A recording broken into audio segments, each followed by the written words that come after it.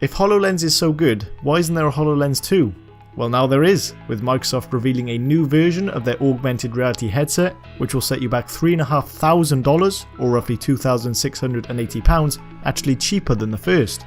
The depth of field has been increased by over 2 times, claims Microsoft, powered by the new MEMS laser display and the smallest and most power efficient 2K display in existence today. You can now touch and interact with your holograms, even allowing you to play on a holographic piano. With the front now being made of carbon fibre, the kit is lighter and more comfortable and now supports iris recognition for login. It is friendly to those wearing glasses and has a roughly 3-hour battery life.